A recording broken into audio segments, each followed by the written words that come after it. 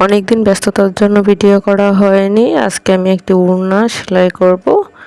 এটা আপনারা খুব সহজেই করতে পারেন। এই দিক দিয়ে আমি রেল সুতা নিয়ে নিয়েছি আর একটা বড় সুই নিয়ে নিয়েছি, কেচি নিয়ে নিয়েছি। তারপর একটা মাথা এরকমভাবে ধরে আমি একটা ফোর দিয়ে দিয়েছি। তারপর সুতাটা এরকমভাবে পেঁচিয়ে আমি টেনে নিলাম।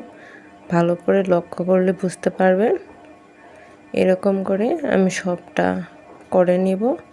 তারপর সুতা যখন জয়েন্ট করব ওটাও দেখিয়ে দিচ্ছি। সুতাটা এরকমভাবে দুটো গিট দিয়ে দিতে হবে। তারপরে এই সুতাটা রেখে এরকমভাবে আমি আবার ফোরগুলা তুলে দিচ্ছি। তাহলে সুতাটা ভিতরেই থেকে যাবে, কোনো সমস্যা হবে না, দেখাও যাবে না। আর এই কাজটা করার পর কিন্তু ওড়নাটা খুব সুন্দর লাগে। তারপর এই কাজটা শেষ হয়ে আসলে আমি এদিক দিয়ে গিট দিয়ে কেচি দিয়ে কেটে দিচ্ছি। দেখুন দেখতে কতটা দারুণ লাগছে।